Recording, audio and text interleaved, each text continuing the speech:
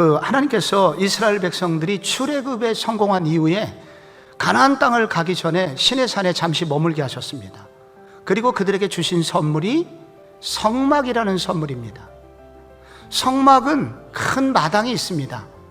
문을 통과하면 첫 번째로 만나는 것이 번제단이라는, 바로 지금 이렇게 생긴 번제단을 지나면 바로 뭐가 있느냐?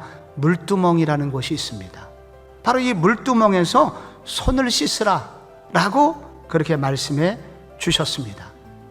여기 물두멍이 설명하려는 상징이 있습니다.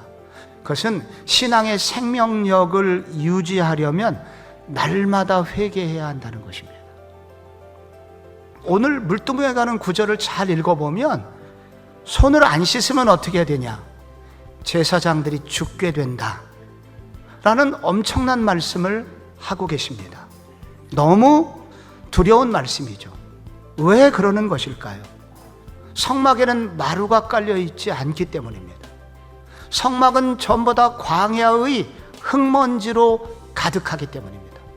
그래서 비록 번제단에서 죄를 해결했다 하더라도 번제단의 번제를 마치는 즉시 사막의 모래먼지로 금방 더러워질 수 있기 때문입니다.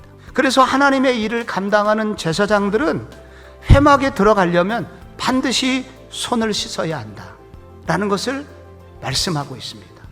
오늘날 이것은 이렇게 말할 수 있습니다.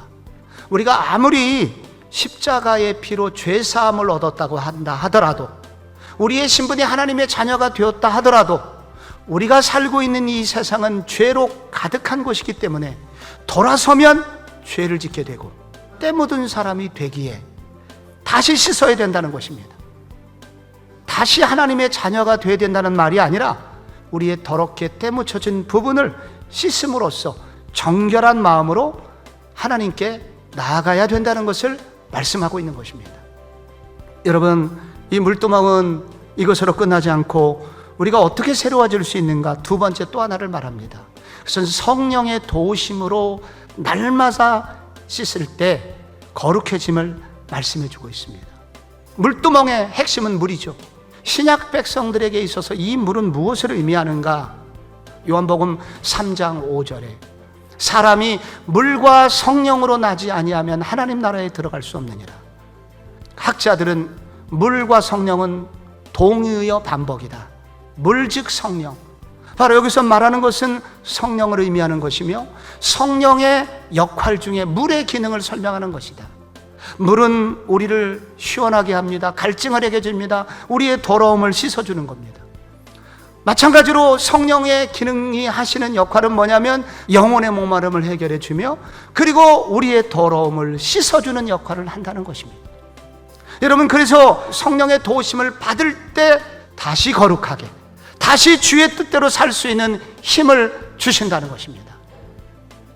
그런데 이런 성령의 역사는 모든 사람이 경험하는 것입니까? 그건 아닙니다. 말씀이 먼저 우리 속에 들어오고 그 말씀을 붙들고 기도하게 될 때 성령의 죄 씻음의 강한 역사가 일어나게 됨을 설명해 주고 있는 것입니다. 여러분, 이 물두멍이 우리에게 주는 한 가지 또 다른 마지막 의미가 있습니다. 그것은 하나님의 아름다움으로 예배하라는 것입니다.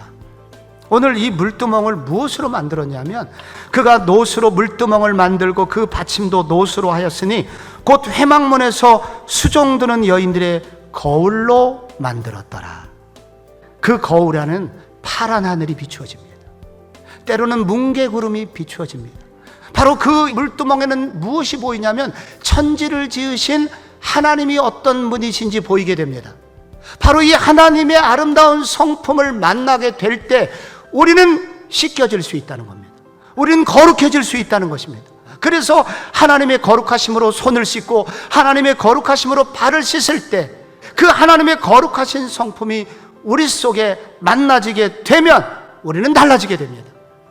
물두멍의 이 은혜가 여러분의 것이 되기를 축복합니다.